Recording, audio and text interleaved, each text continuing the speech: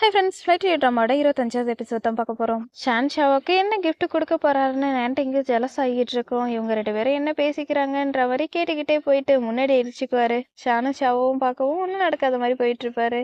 ஷான்ஷாவுக்கு பேனாவை தான் கிஃப்டாக கொடுத்துருப்பாரு. இதுக்கு முன்னாடி நான் நேன்ட்டு இங்குமே இதே பேனாவை வாங்கி கொடுத்துருக்கேன். அவனோட கையில் அடிக்கடி இங்க் இருக்கிறத நான் பார்த்துருக்கேன். ஃப்ளைட் டேக் ஆஃப் ஆகும்போதும் லேண்ட் ஆகும்போதும் ரொம்பவே ப்ரெஷர் அதிகமாக இருக்கும். அதனால பேனாவோட இங்க் கசியும். நேன்ட்டிங்காக இந்த பேனாவை நான் கஸ்டமைஸ் பண்ண சொன்னேன். இதில் இங்க் கசியாது. இதுக்கு அப்புறமேட்டுக்கு நீ இதை யூஸ் பண்ணலாம், நீ கேப்டன் ஆக போறீங்கன்னு சொல்லுவாரு. எனக்கு ரொம்பவே பிடிச்சிருக்கு, நன்றி நிஷாவை சொல்லுவாங்க. உனக்கு பிடிச்சிருந்தா சந்தோஷம் தான், இது சின்ன கிஃப்ட் தானே ஷான் சொல்லுவாரு. இவங்க 2 பேரும் பேசிட்டு இருக்கதை சீனியர் ஃபிளைட்டர் பார்ப்பாங்க. அவங்களுக்கு ஜெலஸ் ஆகிட்டு இருக்கும். ஷான் ஷாவை லவ் ஃபீலோட பார்த்துட்டு போயிட்டு இருப்பாரு. சீனியர் ஃபிளைட்டர் கிட்ட இன்னொரு பொண்ணு கேட்பாங்க, நீங்க சீஃப் ஃபிளைட்டர் தான் ஆகிட்டீங்களாமேன்னு. இல்ல நான் அப்பெல்லாம் ஆகல, நான் ஜூனியரா தான் இருக்கேன்னு சொல்லுவாங்க. ஷாவும் ஆன்ட்டிங்கும் தனித்தனியாக உட்காந்து இருக்கதை யூச்சக்கு நோட் பண்ணுவாங்க. சசியும் இதே ஃப்ளைட்டில் போகிறதுக்காக தான் வந்திருப்பாங்க. ஷாவுக்கு ஹாப்பியாக இருக்கும். சசி, நீயும் இதே ஃப்ளைட்டில் தான் போறியான்னு யோசிச்சுன்னு கேட்பாங்க. அதை பற்றி என்கிட்ட ஞாபகப்படுத்தாத, நான் வேற ஒருத்தவங்க கூட ஷிஃப்ட்டை மாற்றிக்கிட்டு தான் இங்கே வந்திருக்கேன். எனக்கு காலைல தான் தெரிஞ்சுது ஷாவோ இந்த ஃப்ளைட்டில் கேப்டனாக முதல் முறை ஃப்ளைட் ஓட்ட போகிறான்னு. இவ்வளோ முக்கியமானதை நான் எப்படி மிஸ் பண்ணுவேன்னு சொல்லுவாங்க. ஃப்ளைட்டை மொத்தமாக செக் பண்ணியாச்சு, எந்த பிரச்சனையும் இல்லைன்னு ஃபேன் சொல்லுவார். சரி, சைன் பண்ணி கொடுங்கன்னு சொல்லுவாங்க. அவர்கிட்ட பேனா இல்லாததை பார்த்து ஷான் கொடுத்த பேனாவை கொடுப்பாங்க. நன்றிக்கு பார்த்த உடனே தெரிஞ்சிடும் இந்த பேனா ஷான் கொடுத்ததுன்னு. ஃபேன் சைன் பண்ணி கொடுத்துட்டு சேஃபாக போயிட்டு வாங்கன்னு சொல்லுவார். ஷாவோ சோகமாக தான் இருப்பாங்க. நேட்டிங் ஷாவை பார்ப்பாரு. சீனியர் ஃப்ளைட்டர் சீஃப் கிட்ட, இந்த ஃப்ளைட்டில் நான் உங்களை தான் நம்பி இருக்கேன், நீங்கள் கைட் பண்ணுங்கன்னு சொல்லுவாங்க. சீனியருக்கு அடுத்து சீஃப் ஆகணும்னு ஆசை, அதுக்காக தான் இப்படி பாசமாக பேசிக்கிட்டு இருப்பாங்க. சரிம்மா, கிட்டத்தட்ட எல்லா கெஸ்ட்டும் வந்துட்டாங்க, நீ போயிட்டு உன்னோட ஒர்க்கை பாருன்னு அனுப்பிவிடுவாங்க. ஃபர்ஸ்ட் கிளாஸில் ஒரு பேசஞ்சர் லக்கேஜ் செக் போயிட்டு இருப்பாரு. நான் உங்களுக்கு ஹெல்ப் பண்ணுறேன்னு சீனியர் சொல்லுவாங்க. இன்னொரு பேசஞ்சர் ஃபர்ஸ்ட் கிளாஸ்க்கு மாற்றி வந்துடுவாங்க. சீனியரை அவங்களோட லக்கேஜ் வச்சு இடிச்சிருவாங்க. இதனால சீனியருக்கு செம்மையாக கடுப்பாகிட்டு இருக்கும். அந்த பேசஞ்சர் லக்கேஜ் வைக்க கஷ்டப்பட்டு இருப்பாங்க. எனக்கு ஹெல்ப் பண்ணுங்கன்னு சீனியர்கிட்ட சொல்லுவாங்க. மேடம், கொஞ்ச நேரம் வெயிட் பண்ணுங்க, எனக்கு கொஞ்சம் வேலை இருக்கு, அதை முடிச்சுட்டு நான் உங்களுக்கு ஹெல்ப் பண்றேன்னு சீனியர் சொல்லுவாங்க. கொஞ்ச நேரம் முன்னால தான் பார்த்தேன், அந்த ஃபர்ஸ்ட் கிளாஸ் பேசஞ்சருக்கு நீ லக்கேஜுக்கு ஹெல்ப் பண்ண, எனக்கு இதை கூட பண்ண மாட்டியான்னு கேட்பாங்க. கொஞ்ச நேரம் வெயிட் பண்ணுங்க, நான் என்னோட வேலையை முடிச்சுட்டு உங்களுக்கு ஹெல்ப் பண்றேன்னு சீனியர் சொல்லுவாங்க. நீங்க ஒவ்வொரு பேசஞ்சரையும் வேற மாதிரி ட்ரீட் பண்ணிட்டு இருக்கீங்கன்னு அவங்களே லக்கேஜ் வைக்க போவாங்க. சசி வந்து ஹெல்ப் பண்றேன்னு வருவாங்க. அவங்களோட கையில நல்லா அடிபட்டுரும். சீனியர் இதெல்லாம் கண்டுக்காம அங்கிருந்து போயிடுவாங்க. யூச்சனுக்கு கஷ்டமா இருக்கும், சசிக்கு அடிபட்டதால. ஃபர்ஸ்ட் எய்ட் கிட் எடுத்துட்டு வருவாங்க. நீ உன்னோட வேலையை பாரு, நான் இதை பாத்துக்கிறேன்னு சசி சொல்லுவாங்க. நான் சீஃப் கிட்ட சொல்லிடுறேன், உனக்கு ஹெல்ப் பண்றேன்னு யூச்சன் சொல்லுவாங்க. இல்லை, நீ எதுவும் பண்ண வேணாம், ஷாவோ ஃபர்ஸ்ட் டைம் கேப்டனா ஃப்ளைட் ஓட்டுறா, அதனால எந்த பிரச்சனையும் வந்துடக்கூடாதுன்னு நான் நினைக்கிறேன், நீ முதல்ல போன்னு சசி சொல்லுவாங்க. யூச்சனுக்கு சசி தனியா விட்டு போக மனசே வராது, இருந்தாலும் போவாங்க. சசி தனியா கட்டு போட்டுட்டு இருப்பாங்க. ஃப்ளைட்ல என்ன சசி பேசஞ்சர் எல்லாரையும் சென்ட் ஆஃப் பண்ணிட்டு இருப்பாங்க. கையில ரொம்பவே அதிகமா வலிச்சுக்கிட்டு இருக்கும். யூச்சங்க ஒர்க் முடிஞ்சு வந்து சசிக்கு அடிபட்டு தான் பார்ப்பாங்க. ஷாவோ ஷீஃப் கிட்ட கேபின்ல எல்லாம் நல்லா போகுதான்னு கேட்பாங்க. ஆமா, எல்லாம் நல்லா போகுதுன்னு அவங்க சொல்லுவாங்க. ஷியா, உன்னை நான் ஹாஸ்பிட்டலுக்கு கூட்டு போறேன்னு யூச்சுக்கு சொல்லுவாங்க. என்ன ஆச்சுன்னு ஷாவோ கேட்பாங்க. ஆக்சிடென்ட் எல்லாம் அடிபட்டுடுச்சுன்னு சசி சொல்லுவாங்க. கையை பார்த்துட்டு எப்படி இந்த அளவுக்கு உனக்கு அடிபட்டுடுச்சுன்னு ஷாவோ கேட்பாங்க. ட்ராலியை தள்ளும் போது கை ஸ்லிப் ஆயிடுச்சு, அதனால தான் அடிபட்டுடுச்சுன்னு சசி சொல்லுவாங்க. நம்ம திரும்பவும் ஃப்ளைட்டை டேக் ஆஃப் பண்றதுக்கு இன்னும் 3 மணி நேரம் இருக்கு. ஏர்போர்ட்ல உள்ள எமர்ஜென்சி சென்டர்ல போயிட்டு செக்அப் பண்ணிட்டு வான்னு ஷாவோ சொல்லுவாங்க. நான் சசி கூட போறேன், சசிக்கு அடிபட்டதுக்கு இன்னொரு காரணமும் இருக்கு கேப்டன், நான் திரும்ப வந்ததுக்கு அப்புறம் உங்கள்கிட்ட ரிப்போர்ட் பண்றேன்னு யூச்சங் சொல்லுவாங்க. யூச்சங் உண்மையை சொல்லிடுவாங்களோன்னு சீனியருக்கு பயமா இருக்கும். யூச்சங் நடந்ததெல்லாம் சொல்லவும் எதுக்காக முன்னாடியே ரிப்போர்ட் பண்ணலான்னு ஷாவா கேட்பாங்க. நான் தான் யூச்சங்க சொல்ல வேணாம்னு சொல்லிட்டேன்னு சசி சொல்லுவாங்க. சசி மட்டும் இந்த முறை உதவி பண்ணலன்னா அந்த பேசஞ்சர் தான் ஹாஸ்பிட்டலுக்கு போயிருந்திருப்பாங்கன்னு ஷாவா சீனியர்கிட்ட சொல்லுவாங்க. இதெல்லாம் பெரிய விஷயம் கிடையாது, டாக்டரா சொன்னாங்க, சின்ன ஒரு ஃப்ராக்சர் தான் இருக்கு, 2 வாரத்துல சரியாயிடும், இதனால எந்த பிரச்சனையும் இல்லைன்னு சசி சொல்லுவாங்க. என்ன நடந்துச்சுன்னு சொல்லுன்னு ஷாவா சீனியர்கிட்ட கேட்பாங்க. நான் வேற ஒரு பேசஞ்சருக்கு உதவி பண்ணிக்கிட்டு இருந்தேன், சசி தான் வாலண்டரா வந்து ஹெல்ப் பண்ணா, இதுல என்னோட தப்பு எதுவுமே கிடையாதுன்னு சொல்லுவாங்க.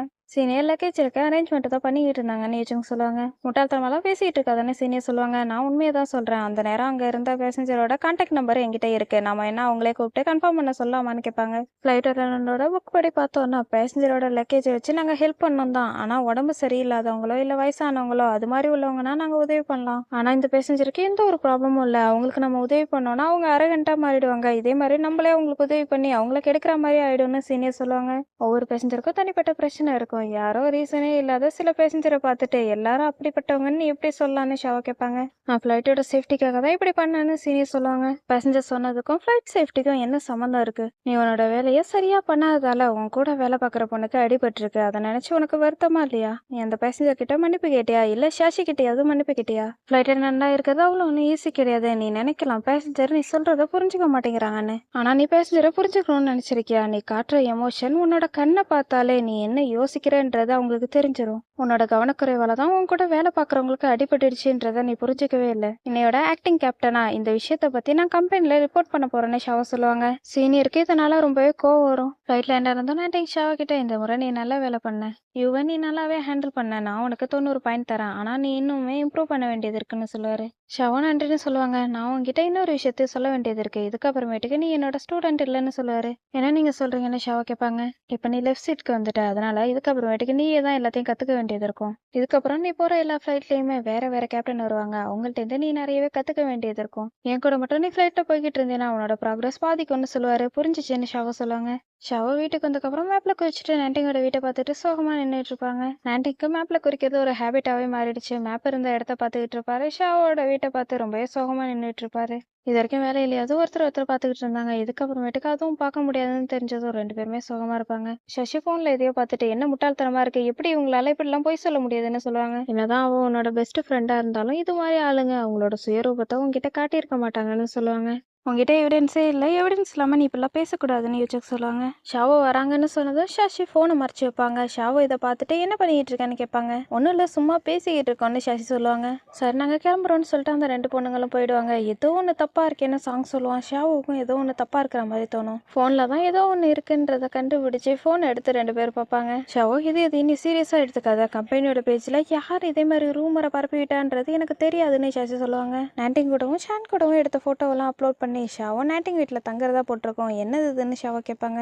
அந்த ஃபோட்டோஸ்க்கும் கீழே பாருன்னு சசி சொல்லுவாங்க. நம்ம கப்பலில் உள்ள பெண் பைலட் நாண்டிங் ஷான் 2 பேர் கூடயும் ஒரே நேரத்தில் சுற்றிக்கிட்டு இருக்காங்க. நாண்டிங்க்கு ஏற்கனவே ஒரு ஃப்ளைட் அட்டெண்டன்ட் கூட என்கேஜ்மெண்ட் ஆயிடுச்சு, இது தெரிஞ்சுமே அந்த பொண்ணு சுற்றிக்கிட்டு இருக்கான்னு போட்டிருக்கோம். கமெண்ட்ஸையும் படின்னு சசி சொல்லுவாங்க. கமெண்ட்ல பார்த்தோன்னா ஷாவோ நல்லா திட்டிகிட்டு இருப்பாங்க. இவங்களுக்குலாம் என்ன பைத்தியமா இப்படி பண்ணிக்கிட்டு இருக்காங்கன்னு சாங் கேட்பான். ஷாவோ அமைதியாரு, இவங்களோட யூசர் நேம் ரொம்பவே ஸ்ட்ரேஞ்சா இருக்கு, நான் யாரையாவது விட்டு இதை பற்றி இன்வெஸ்டிகேட் பண்ண சொல்கிறேன்னு சசி சொல்லுவாங்க. சுற்றி இருக்கிற எல்லாரும் ஷாவை பற்றியே பேசிக்கிட்டு இருப்பாங்க. ஷாவுக்கு செமையாக கடுப்பாயிட்டு இருக்கும். நான்ட்டி இதே நியூஸ் தான் பார்த்துட்டு இருப்பாரு. என்னாச்சு இந்த முறை ஏதாவது பிரச்சனையாச்சான்னு ஷான் கேட்பாரு. எனக்கு இதை பற்றி தெரில, கம்பெனியில் சொல்லி இந்த ரூமரை நான் டிலே பண்ண சொல்லியிருக்கேன்னு நான்ட்டி சொல்லுவார். இப்போ இதே மாதிரி பண்ணுறது வேஸ்ட்டு தான், கம்பெனியில் உள்ள எல்லாருமே பார்த்துட்டாங்கன்னு ஷான் சொல்லுவார். அட்லீஸ்ட் ஷாவோ என்னோட வீட்டில் தங்கலன்றதையாவது நான் சொல்லலாம்னு நான்ட்டி கேட்பாரு. நீ எதுவும் சொல்லாத, நீ இதே மாதிரி ஏதாவது சொன்னீங்கன்னா இன்னும் பிரச்சனையாக தான் ஆகும்னு ஷான் சொல்லுவார். ஷாவை பற்றி எல்லாரும் இப்படி தப்பு தப்பாக சொல்லிட்டு இருக்கதை நம்மளால பார்த்துக்கிட்டு இருக்க முடியாதுன்னு சொல்லிட்டு நாட்டிங் டைப் பண்ணுவார். ஷான் இதை யார் அப்லோட் பண்ணியிருப்பான்றதை பற்றி விசாரிக்கத்தாக வந்திருப்பாரு, நீங்கள் என்ன நினைக்கிறீங்கன்னு கேட்பாரு. நான் செக் பண்ணிட்டேன், யாரோ ஒருத்தங்க நம்மளோட கம்பெனியில் உள்ள சர்வேலன்ஸ் கேமராவோட வீடியோலேருந்து ஸ்க்ரீன்ஷாட் எடுத்திருக்காங்க, ஆனால் யாருமே இதே மாதிரிலாம் ஸ்க்ரீன்ஷாட் எடுக்க மாட்டாங்களேன்னு சொல்லுவார்.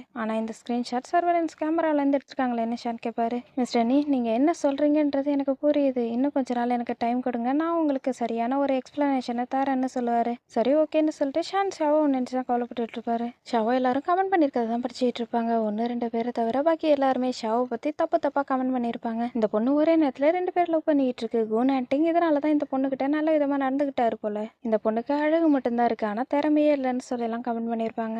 ஷாவுக்கு இதெல்லாம் பார்க்கும்போது செம்மையாக கடுப்பாயிட்டு இருக்கும். ஸ்க்ரோல் பண்ணிட்டே பார்த்தா நாட்டிங்குமே கமெண்ட் பண்ணியிருப்பாரு. யாரும் இந்த ரூமரை நம்பாதீங்க, ஷாவோ என்னோட ஸ்டூடெண்ட் மட்டும்தான், நீங்கள் சொல்கிற தப்பான காரணத்தால் ஷாவோ இந்த அளவுக்கு வரல, ஷாவோ வேலையில் இந்த அளவுக்கு வந்தது காரணம் அவளோட திறமையும் ஹார்ட் ஒர்க்கும் மட்டும்தான். ஷாவோட தனிப்பட்ட வாழ்க்கையை பற்றி பேசுகிற உரிமை எனக்கு கிடையாது, ஆனால் நான் உங்கள்கிட்ட ஒரு விஷயத்த புரிய வைக்கணும்னு நினைக்கிறேன். முதல்ல ஷாவோ என்னோட வீட்டில் தங்கியிருக்கதா போட்டிருக்கு, ஆனால் என்னோட வீட்டில் ஷாவோ தங்கல, என்னோட இன்னொரு அப்பார்ட்மெண்ட்டில் வாடகைக்கு தான் ஷாவோ இருக்கா. ரெண்டாவது எனக்கு என்கேஜ்மெண்ட்டும் ஆகலை, நான் யாரு கூடவும் ரிலேஷன்ஷிப்லேயும் இல்லை, இதே மாதிரி ரூமரெல்லாம் நீங்கள் நிறுத்துவீங்கன்னு நினைக்கிறேன், ஒழுங்காக நடந்துக்கோங்கன்னு சொல்லிட்டு நாட்டிங் முடிச்சிருப்பாரு. ஷாவோ நாட்டிங் கால் பண்ணி நீங்கள் போஸ்ட் பண்ணியிருக்கதா நான் பார்த்தேன், இதில் நீங்களும் இன்வால்வ் ஆனதுக்கு என்ன மன்னிச்சிருங்க, ஆனால் நீங்கள் அவங்களுக்கு எக்ஸ்பிளைன்லாம் பண்ண வேணாம், இக்னோர் பண்ணுங்கன்னு ஷாவோ சொல்லுவாங்க. நான் இப்போ தான் ஐடி டிபார்ட்மெண்ட்டில் உள்ள ஒருத்தவங்கள்ட்ட பேசுகிறேன், இதே மாதிரி ரூமரை ஸ்ப்ரெட் பண்ணவங்களில் 2 பேரோட ஃபோன் நம்பர் ஒன்றா தான் இருக்குது, அவங்களோட ஃபோன் சுவிச் ஆஃபில் இருக்கிறதால யார் அந்த நம்பருக்கு ஓனருன்றதை கண்டுபிடிக்க முடியல, வேறு ஏதாவது வழி கிடைக்குதான்றதை நான் பார்க்கலான்ட்டு இருக்கேன்னு நன்றி சொல்லுவார். நீங்கள் இதை நினச்சலாம் கவலைப்படாதீங்க, நானே பார்த்துக்கிறேன், இதை நீங்கள் உங்களுக்காக பண்ணுறீங்களா இல்லை எனக்காக பண்ணுறீங்களான்னு ஷாவோ கேட்பாங்க. ஆமாம் நான் உனக்காக தான் பண்ணுறேன்னு நன்றி சொல்லுவார். கொஞ்ச நேரம் யோசிச்சுட்டு ஏன்னா நீ என்னோட ஸ்டூடெண்ட் இல்லைன்னு சொல்லுவார். ஷாவோக்கு செம்மையாக கடுப்பாயிட்டு இருக்கும். அதான் இதுக்கப்புறமேட்டுக்கு நான் உங்களோட ஸ்டூடெண்ட் இல்லைன்னு ஷாவோ சொல்லுவாங்க. 2 பேருமே அமைதியாயிடுவாங்க. ஷாவோக்கு ரொம்பவே கஷ்டமாக இருக்கும், கண்ணெல்லாம் கலங்க ஆரம்பிச்சிடும். உங்கள் நண்டிங் உங்களை என்னால் சுத்தமாக புரிஞ்சிக்க முடியலன்னு சொல்லிட்டு ஷாவோ காலை கட் பண்ணிடுவாங்க. நண்டிங் சோகமாக இருப்பார். நெக்ஸ்ட் சீனில் மீட்டிங் தான் நடக்கும். ஃப்ளைட் சேஃப்டி தான் ரொம்பவே முக்கியம்னு சொல்லிட்டு இருப்பாங்க. அடுத்து ஜியாங் பேசுவார். நான் உங்கள்கிட்ட ஒரு விஷயத்த சொல்லணும்னு நினைக்கிறேன், ஃப்ளைட் டிபார்ட்மெண்ட்டில் உள்ள ஒரு பைலட்டை பற்றி ரூமர் ஒன்று ஸ்ப்ரெட் ஆகிட்டு இருக்கு, இப்படி ஒரு விஷயம் நடந்ததுக்காக ஃப்ளைட் டிபார்ட்மெண்ட் சார்பாக நான் அவங்க எல்லார்ட்டையுமே மன்னிப்பு கேட்டுக்கிறேன்னு சொல்லி எல்லாருக்கும் முன்னாடி மன்னிப்பு கேட்பாரு. ஷாவோக்கு இதெல்லாம் கேட்கும்போது ரொம்பவே கஷ்டமாக இருக்கும். இந்த விஷயத்தை பற்றி நாங்கள் இன்வெஸ்டிகேட் பண்ணலான்ட்டு இருக்கோம், இன்வெஸ்டிகேஷனில் இது அது உண்மைன்னு தெரிய வந்துச்சுன்னா பைலட்க்கு அதுக்கான நாங்க தண்டனையை கொடுப்போம். அதே சமயத்துல இது போய் என்ன தெரிஞ்சதுன்னா இதுக்கு காரணமானவங்களுக்கு சரியான தண்டனை கிடைக்கும். கடைசியா நாங்க என்ன சொல்லணும்னு நினைக்கிறோம்னா இதுல இருந்து நீங்க எல்லாரும் ஒரு பாடத்தை கத்துக்கணும். சரியான வழியில மட்டும்தான் நீங்க போகணும், எப்பவுமே சரியானவங்கள மட்டும்தான் இருக்கணும்னு சொல்லி ஜியாங் முடிப்பாரு. இதுக்கப்புறம் உங்களுக்கு எதுவும் கேள்வி இல்லைன்னா இன்னைக்கு மீட்டிங் இதோட முடியுதுன்னு சொல்லுவாரு. எல்லாரும் கொஞ்சம் நேரம் வெயிட் பண்ணுங்கன்னு சொல்லிட்டு ஷாவோ பேச ஆரம்பிப்பாங்க. லீடர்ஸ் அப்புறம் கூட வேலை பார்க்குறவங்க எல்லாருக்கிட்டையுமே நான் ஒரு விஷயத்த சொல்லணும்னு நினைக்கிறேன். எல்லாரும் உங்களோட டைமை கொஞ்ச நேரம் எனக்கு கொடுப்பீங்கன்னு நினைக்கிறேன். இவ்வளோ நேரம் ஜியாங் சொல்லிட்டு இருந்த பைலட் நான் தான். என்னோட பேரு ஷெங் ஷியாவோ. எனக்கு தெரியும் கம்பெனியில் உள்ள சில பேர் என்ன வெறுக்கிறீங்க, அதில் எந்த தப்பும் கிடையாது, உங்களுக்கு அதுக்கான உரிமை இருக்கு. ஆனால் நீங்கள் என்ன வெறுத்தீங்கன்னா என் முன்னாடி வந்து என்னை திட்டுங்க. ஆனால் இதே மாதிரி பொய்யான ட்ரிக்கெல்லாம் எனக்கு பின்னாடி யூஸ் பண்ணிக்கிட்டு இருக்காதீங்க. ஒருத்தவங்களை அவமானப்படுத்துறதும் உண்மையை மறைக்கிறதும் பொய்யானதோ உண்மைன்னு சொல்றதும் சட்டப்படி குற்றம். உங்களோட இடம் எதுன்றது தெரிஞ்சுக்கிட்டு போஸ்டர் நீங்கள் டிலீட் பண்ணுங்க. இதே மாதிரி திரும்பவும் பண்ணிக்கிட்டு இருந்தீங்கன்னா லீகலாக உங்கள் மேலே ஆக்ஷன் எடுக்க வேண்டியது இருக்கும். யாரோ ஒருத்தவங்க தப்பான வழியில தான் நான் இந்த இடத்துக்கு வந்திருந்தேன்னு சொல்லியிருந்தாங்க. இதில் என்னோட காலேஜ் சர்டிஃபிகேட்டும் ஃப்ளைட் டிபார்ட்மெண்ட்டில் நான் ஒர்க் பண்ணும்போது என்னோட எக்ஸ்பீரியன்ஸும் ஃப்ளைட் டிபார்ட்மெண்ட்டில் ஒர்க் பண்ணும்போது என்னோட எக்ஸ்பீரியன்ஸும் என்னோட ஸ்கோரும் எக்ஸலண்ட்டாக தான் எப்போவுமே இருந்திருக்கு. அசஸ்மெண்ட்டில் நான் எப்போவுமே ஃபர்ஸ்ட்டில் தான் வந்திருக்கேன். நான் எப்படி இந்த அளவுக்கு வந்தேன், எப்படி இவ்வளோ ஸ்கோர் வாங்கினேன்றதை நீங்கள் கேட்டிங்கன்னா நான் சொல்கிறத கேளுங்க. இது எல்லாமே என்னோட ஹார்ட் ஒர்க்கால மட்டும்தான். நான் மிஸ்டர் குவோட வீட்டில் தங்கியிருக்கேன்னு சொல்லி போட்டிருக்காங்க. இதெல்லாம் முட்டாள்தனமாக இருக்குது. நானும் அவரும் அப்பார்ட்மெண்ட்க்கு வெளில போகிறத ஃபோட்டோ எடுத்திருக்கீங்க. அதே சமயத்தில் நாங்கள் 2 பேரும் வேறு வேறு யூனிட்க்கு போகிறத ஏன் ஃபோட்டோ எடுக்கல? நான் அவங்க எல்லாருக்கும் ஒரு விஷயத்தை தெரியப்படுத்தணும்னு நினைக்கிறேன். நான் இந்த வீட்டில் 4 வருஷத்துக்கு முன்னாடிலேருந்தே வாடகைக்கு இருக்கேன். இது இந்த வீட்டில் நான் வாடகைக்கு இருக்கிறதுக்கான கான்ட்ராக்ட். இது இந்த வீட்டுக்காக மாதம் மாதம் நான் ரெண்ட் கொடுக்கறதுக்கான ரெக்கார்டு. 4 வருஷத்துக்கு முன்னால் நான் ஃப்ளைட் டிபார்ட்மெண்ட்டில் தான் வேலை பார்த்துக்கிட்டு இருந்தேன். அப்போ மிஸ்டர் குவை எனக்கு சுத்தமாக தெரியாது. 3 மாதத்துக்கு முன்னால் எதிர்பாராத விதமாக தான் எனக்கு தெரியும் மிஸ்டர் குவோட அம்மா தான் என்னோட ஹவுஸ் ஓனர்ன்றது. அவருக்கும் எனக்கும் உள்ள ரிலேஷன்ஷிப்பை பற்றி சொல்லணும்னா எனக்கு அவரை பிடிச்சிருக்கு, நான் ஒத்துக்கிறேன்னு ஷாவோ சொல்லுவாங்க. எல்லாருமே ஷாக் ஆகி பார்த்துக்கிட்டு ஷாவோவுக்கு மிஸ்டர் குவை பிடிச்சிருக்குன்னு சொல்லிட்டு இருப்பாங்க. நாண்டிங்குமே ஷாக் ஆகி பார்த்துக்கிட்டு இருப்பாரு. ஆனால் அந்த போஸ்ட்ல இருந்தது மொத்தமும் தப்பு. ஏன்னா அவர் எப்பவுமே என்னோட காதலை ஏற்றுக்கவே இல்லைன்னு ஷாவோ சொல்லுவாங்க. நாண்டிங்க்கு இதை கேட்கும்போது ரொம்பவே கஷ்டமா இருக்கும். ஷானுக்கு இதை கேட்கும்போது ஷாக்கிங்காக இருக்கும். இதுக்கப்புறம் நான் மிஸ்டர் குவோட வீட்டில் வாடகைக்கு இருக்க போகிறது இல்லைன்னு சொல்லிட்டு கான்ட்ராக்ட் பேப்பரை மொத்தத்தை கிழிச்சு வச்சுட்டு எல்லாமே டேபிள் மேலே இருக்கு, என்ன நம்பலன்னா நீங்களே பார்த்து தெரிஞ்சுக்கோங்க. இன்னையோட இந்த ரூமர் எல்லாமே ஒரு முடிவுக்கு வரும்னு நினைக்கிறேன்னு சொல்லிட்டு ஷாவோ அங்கேருந்து போயிடுவாங்க. நாண்டிக்கு கஷ்டமா இருக்கும். நெக்ஸ்ட் சீனில் ஷானை கூப்பிட்டு ஷாவோவும் நானும்னு சொல்லுவார். ஷாவோக்கு ஒன்று பிடிச்சிருக்குன்றது அவ சம்மந்தப்பட்டது, எனக்கு ஷாவோ பிடிச்சிருக்குன்றது என்னோட சம்மந்தப்பட்டதுன்னு சொல்லிட்டு ஷான் போயிடுவார். கிரவுண்ட் ஹேண்ட்லிங் டிபார்ட்மெண்ட்டில் உள்ள ஷாவோ மெசேஜ் அனுப்பிட்டு இருப்பாரு. ஷாவோ நீ கொஞ்ச நேரம் முன்னாடி நல்லா பண்ண, கிரவுண்ட் ஹேண்ட்லிங் டிபார்ட்மெண்ட் மொத்தமும் உனக்கு சப்போர்ட்டிவாக இருக்கும்னு அனுப்பிட்டு இருப்பாரு. ஷாவோ நன்றின்னு ரிப்ளை அனுப்புவாங்க. சாங்கும் ஷாஷியும் ஓடி வந்து உண்மையாகவே இந்த ரூமருக்காக நீ வீடு மாற போறியான்னு சாங் கேட்பான். இந்த ரூமரெல்லாம் நாண்டிக்கும் ஷானுக்கும் எந்த பிரச்சனையும் வரக்கூடாதுன்னு நினைக்கிறேன்னு ஷாவோ சொல்லுவாங்க. நீ வாங்கியிருக்க வீடு அங்கே தான் தங்க போறியா, அங்கே இன்னும் ரெனோவேஷன் ஒர்க் கூட முடியலையேன்னு சசி கேட்பாங்க. கரண்ட்டு தண்ணி பெட் இருந்தால் போதும், நான் அங்கே தங்கிக்குவேன்னு ஷாவோ சொல்லுவாங்க. இப்போ நீ வீடு மாறிட்டுனா பிரதர் நாண்டிங்கை விட்டு நீ தூரமாக இருக்க வேண்டியதாக இருக்குமே, நீ விட்டு கொடுக்க போறியான்னு சாங் கேட்பான். ஷான் வருவான். ஷான் என்ன மன்னிச்சிருங்க, உங்களுக்கு நான் பிரச்சனையை ஏற்படுத்திட்டேன்னு ஷாவோ சொல்லுவாங்க. அதெல்லாம் எந்த பிரச்சனையும் இல்லை, நீ தான் எக்ஸ்பிளைன் பண்ணிட்டில்ல, உனக்கு தங்கறதுக்கு ஏதாவது நான் வீடு பார்க்கவான்னு கேட்பாரு. வேணா நான் போன வருஷம் ஒரு வீடு வாங்கியிருக்கேன், அங்கேயே தங்கிறேன்னு ஷாவோ சொல்லுவாங்க. நீ நிறைய ஜாமான் வச்சிருக்கில்ல, அதெல்லாம் எடுத்துகிட்டு போகிறதுக்கு என்னோட உதவி தேவைப்படுமான்னு ஷான் கேட்பாரு. ஆமாம் நாங்கள் உதவி பண்ணுறோன்னு சாங் சொல்லுவான். எல்லாரும் உதவி பண்ணுறேன்னு சொன்னதுக்கு ரொம்ப நன்றி. என்னோட வீட்டில் உள்ள ஜாமான்லாம் எடுத்துகிட்டு போகிறதுக்கு போகிறதுக்காக உள்ள கம்பெனி இருக்கும் இல்லையா, அங்கே நான் கான்டாக்ட் பண்ணிக்கிறேன், நான் போயிட்டு வரேன்னு சொல்லிட்டு ஷாவோ போயிடுவாங்க. ஷாவோ பார்க்கும்போது 3 பேருக்குமே ரொம்பவே கஷ்டமாக இருக்கும். பார்த்துக்கிட்டு இருப்பாங்க.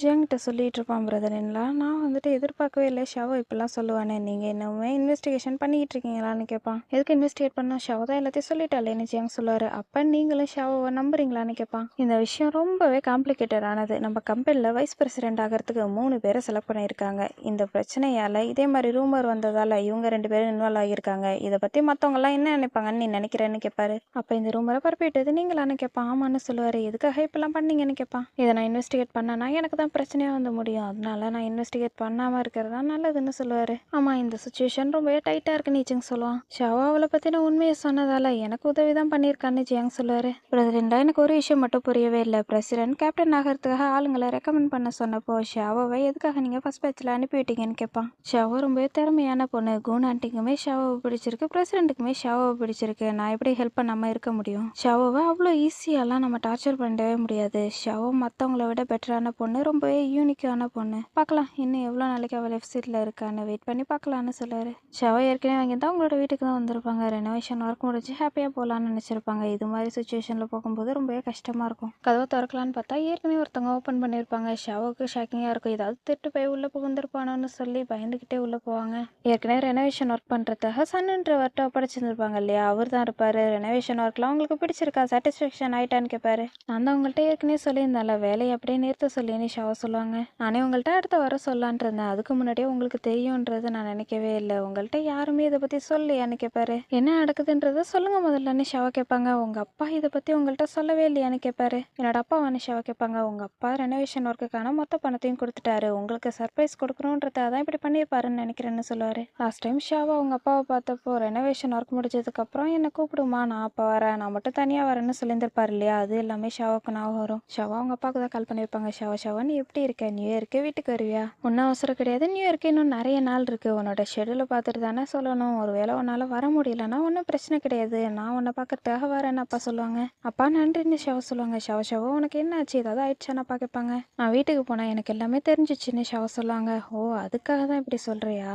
எப்படி இருக்கு ரெனோவேஷன் ஒர்க்? உனக்கு பிடிச்சிருக்கா? நான் அந்த டிசைனர்கிட்ட சொல்லி ப்ளூ பிரிண்ட்ல உள்ள மாதிரியே பண்ண சொன்னேன்னு அப்பா சொல்லுவாங்க. ஏன் என்கிட்ட முன்னாடியே சொல்லன்னு ஷாவா கேட்பாங்க. நீ தான் பிஸியா இருந்தீல, அப்புறமா சொல்லான்ட்டு இருந்தானே அப்பா சொல்லுவாங்க. அப்பா லவ்னு சொல்லுவாங்க. அப்பாவுக்கு சந்தோஷத்துல என்ன பேசுறதுன்னே தெரியாது. நீ இவ்வளோ பெரிய பிள்ளையா வளர்ந்துட்ட, திடீர்னு இப்பெல்லாம் சொல்லிக்கிட்டு இருக்க, சீசியா இருக்குன்னு அப்பா சொல்லுவாங்க. ஷாவா சிரிச்சுக்கிட்டு இருப்பாங்க. நாட்டிங் கேப்டன் ஷியை தான் பார்க்க வந்திருப்பாரு. உன்னோட ஃப்ளைட் எத்தனை மணிக்குன்னு கேட்பாரு. இன்னும் 2 மணி நேரத்தில் நாட்டிங் சொல்லுவாரு. அப்போனா இதுக்கு மேலேயே நீ சும்மாலாம் உட்காந்துக்கிட்டு இருக்க முடியாது, என்ன சொல்லணுமோ சொல்லுன்னு கேட்பாரு. நாட்டிங் தங்கிட்டே இருக்கவும், என்ன இப்போ உன்னால சொல்ல முடியலையா, எப்போ இதெல்லாம் நடந்துச்சுன்னு கேட்பாரு. மலையிலேருந்து வந்ததுக்கப்புறம் ஷாவா என்கிட்ட சொன்னான்னு நாட்டிங் சொல்லுவாரு. அப்புறம் நீ ஷாவை ரிஜெக்ட் பண்ணிட்ட, எதுக்காகன்னு கேட்பாரு. நான் இன்னும் முடிவெடுக்கவே இல்லைன்னு நாட்டிங் சொல்லுவாரு. உன்னோட மூளையில் உள்ள செல் எல்லாமே ரொம்பவே ஸ்லோவாக இருக்குன்னு நினைக்கிறேன். சில விஷயங்களை மறக்காம மட்டும்தான் இருக்கு, மற்றபடி ஒன்றும் இல்லை. ஷாவா ரொம்பவே நல்ல பொண்ணு, இப்போ விட்டா நீ கண்டிப்பாக வருத்தப்படுவ. அதோட ஷாவா கூட இருக்கிறதுக்கு உனக்கு இருப்போம் இல்லை, நான் கிளியராக அவகிட்ட சொல்லிடு. இதுக்கப்புறமேட்டுக்கும் வளர்த்துக்கிட்டு இருக்காது, அவ்வளோதானே, முடிஞ்சிச்சுல, உன்னோட ஃப்ளைட்டுக்கு டைம் ஆயிடுச்சு, நீ கிளம்புன்னு சொல்லிட்டு போயிடுவாரு. இதுக்கு முன்னால ஷாவா நாட்டிங் மேலே உள்ள கோவத்தில் கர்டன்ஸ் விட்டுருப்பாங்க. இப்போ அதை எடுத்து விட்டுட்டு நாட்டிங்கோட வீட்டை தான் பார்த்துக்கிட்டு இருப்பாங்க.